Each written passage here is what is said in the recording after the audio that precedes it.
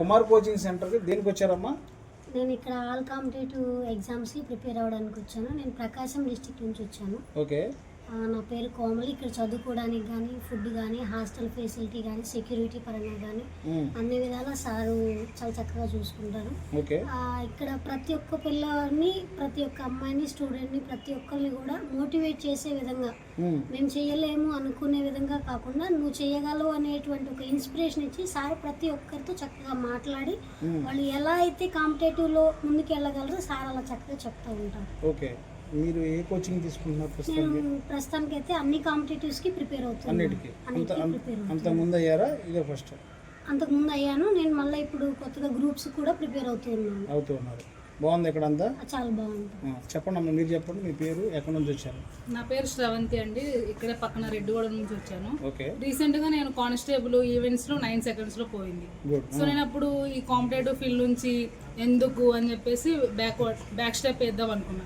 So in the time sir మా parents ని పిలిపించుకొచ్చి ఈ అమ్మాయి ఇలా బాగా చదువుతుంది, కొంచెం చాలా అంటే చాలా మోటివేషన్ ఇచ్చి తర్వాత బ్యాక్ స్టెప్ వేయకుండా మళ్ళీ ఇంకా యూపీఎస్సీ వరకు, యూపీఎస్సీ కూడా ప్రిపేర్ అయ్యాను. బట్ ఇక్కడికి ఎందుకు వచ్చావమ్మా?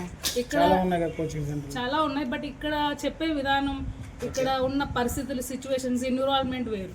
చాలా అంటే మెయిన్ గా ఏ కోచింగ్ సెంటర్ కి వెళ్ళినా కానీ కరెస్పాండెంట్ మనకి కనిపించరు. That's the main issue. But ఇక్కడ ఏంటంటే కరెస్పాండెంట్ ప్రతి ఒక్కరితో మాట్లాడి సిచ్యువేషన్స్ అబ్జర్వ్ చేసి ఎలా అంటే మనం ఒక వేరే ట్రాక్ వెళ్తాం కదా, బట్ ఆ స్ట్రైట్ ట్రాక్ లోనే మనం అచీవ్ అయ్యేలా చేస్తారు మా కరెస్పాండెంట్.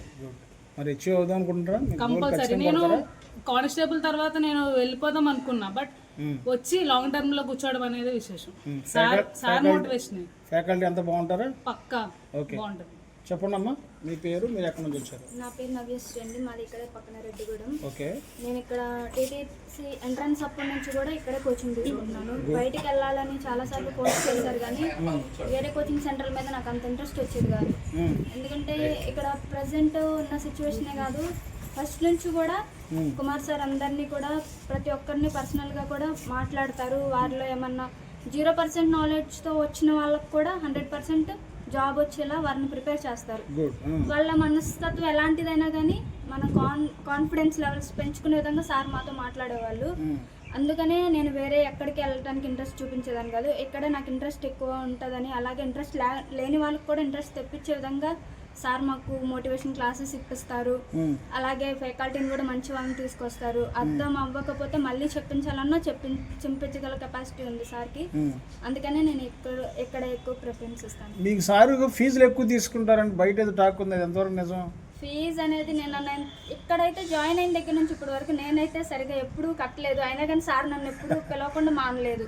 నేను మధ్యలో మానేసి వేరే జాబులు కానీ వెళ్ళిపోయినా కూడా మళ్ళీ పేరెంట్స్తో మాట్లాడి లాంగ్ టర్మ్ కోచింగ్కి ఇప్పుడు ఫస్ట్ నుంచి ఉండమని కోర్స్ చేసి ఇక్కడ తీసుకొచ్చాను. బ్రదర్ చెప్పండి, మీ పేరు? నా పేరు ఆనంద్. ఓకే. దేనికి వచ్చారు ఇక్కడికి? ఏ కోచింగ్ తీసుకుంటాం? ఇక్కడ ఎస్ఐ కోచింగ్ వచ్చాను సార్. ఓకే.